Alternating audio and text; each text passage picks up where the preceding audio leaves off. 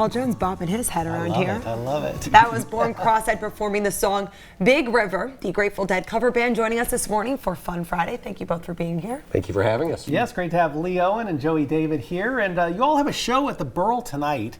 Tell us what fans can expect if they come out to see you guys. Well, you'll get 2 sets of all Grateful Dead music, and it'll be different than the previous shows we've done. We try to make them all different every time we do it. And we're expecting a big turnout. I'm hoping it's going to be an exciting night. You said you've both been a part. The band's been around for how many years again? 34? 34 years, Ooh, yeah. And you've been on and off. You've been there the entire time. That's right, that's right. What's that journey been like?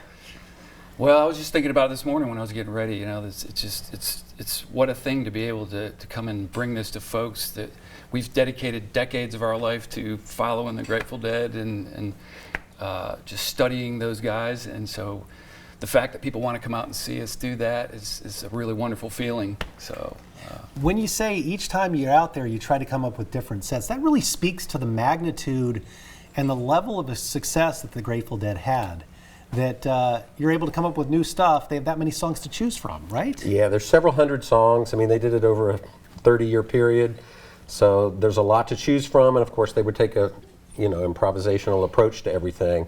So we definitely go out and try to feel it out and do it a little bit different every time, and the jams can get exploratory, and it keeps it interesting and fresh. I think if a lot of people went out and just played the exact same set list every time, that would get stale. And because it's always a little bit different, it keeps it interesting. When you say a little bit different, is it kind of your own spin on some of the songs as well? Sure, we'd like to be authentic with it, but it's certainly each of our own musical voices sort of comes out in it as we do it. it's a jazzy approach. It's a jazzy approach. Yeah.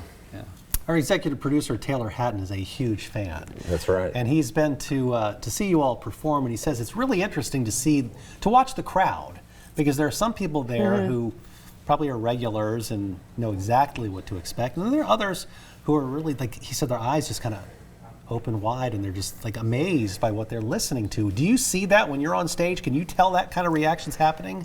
Yeah, there's people that are definitely, we have this new generation of young people. I mean, really, after Garcia died, they kept going in different bands, and we've had Dead and Company in recent years with John Mayer on the guitar. So having John Mayer as a guitarist really brought in the next generation of people. And so there's kids out there that were not around when we started doing this, and then there's our old friends that have been around the whole time. Yeah. So it's a good mix of everybody. We're all feeling it. We're feeling it too. And it's a great way to keep it going year after year, right? Yeah. It really, none of us thought it would last this long. If you'd have told me in college that my Grateful Dead band would be around in 34 years, I would have been like, you're kidding. Right. So it's really just been a joy, and we're really lucky to sort of bring this music to the community around these parts. There are Grateful Dead bands all over the country, and really all over the world, and we're just sort of the Kentucky folks. The fact that it's gone through generations and has lasted this long, I mean, more people getting involved, some people passing away, what kind of responsibility do you think that you have to keep this going?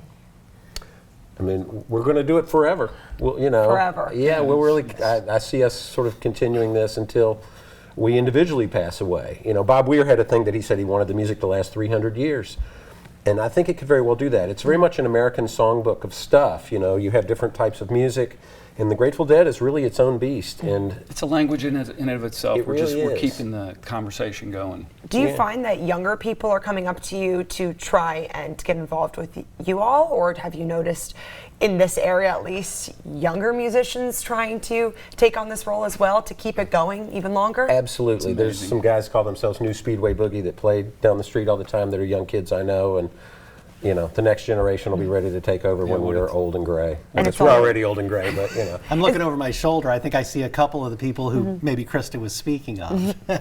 Is it more of a community than a competition? Oh yeah, it's not Absolutely. a competition at all. Yeah. Everybody brings something different, and again, these bands are all over the country, and we know a lot of them from different spots, and everybody does it differently, and everybody sort of cheers for each other.